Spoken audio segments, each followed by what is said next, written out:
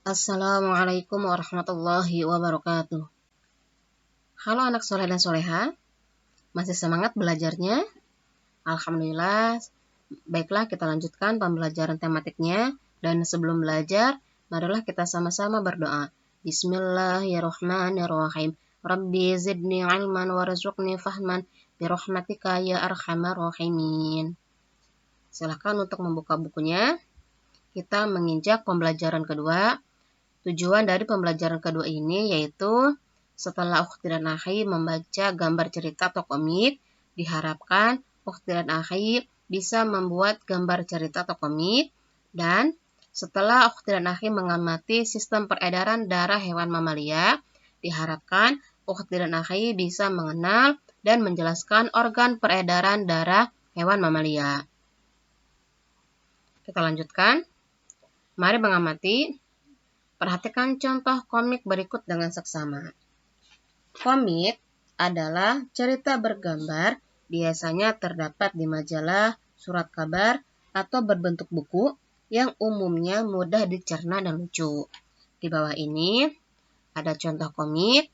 Untuk membaca komik, kita baca percakapan dari sebelah kiri dulu. Kita baca gambar pertama, tokoh pertama. Aku besok harus bangun pagi-pagi. Aku akan jalan pagi-pagi.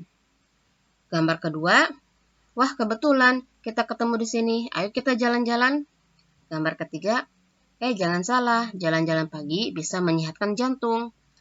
Gambar keempat, kalau begitu, ayo kita jalan sama-sama. Tokoh kedua, kita duduk di sini aja. Buat apa jalan-jalan? Itu adalah bagaimana kita membaca komik. Setelah ukhti dan akhi membaca komik, silahkan untuk mencoba menceritakan isi komik yang tadi sudah dibacakan. Setelah itu, silahkan tuliskan isi komik itu di kolom di halaman 138.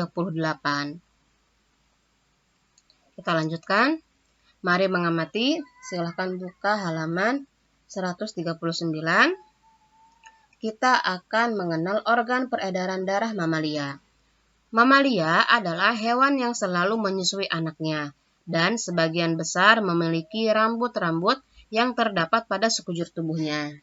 Contoh hewan mamalia yaitu hewan paus, anjing laut, banteng, tikus, tupai, monyet, kuda, sapi, keledai, unta, hiu, dan sebagainya.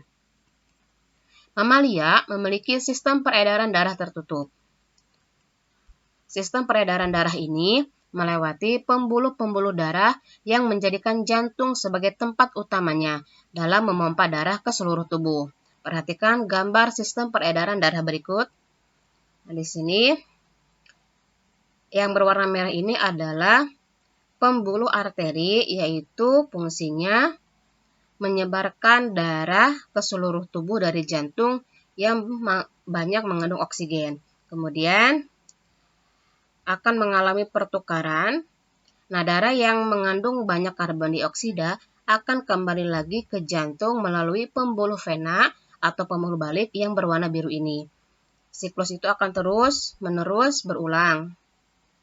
Dan untuk lebih jelasnya, di akhir video pembelajaran ini, Ustazah akan putarkan salah satu contoh sistem peredaran darah hewan mamalia. Silahkan disimak dan diamati videonya nanti. Dan baiklah, kita cukupkan materi hari ini. Kita akhiri dengan membacakan hamdalah. Alhamdulillahirrabbilalamin. Akhirul kalam. Wassalamualaikum warahmatullahi wabarakatuh.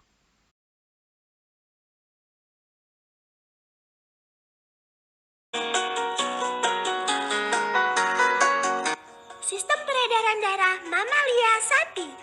Darah mengalir dari serambi kanan menuju bilik kanan. Darah kemudian mengalir menuju paru-paru.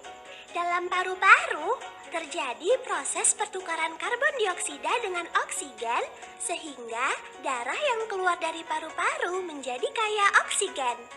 Darah yang mengandung oksigen kemudian mengalir ke serambi kiri dan dilanjutkan menuju ke bilik kiri.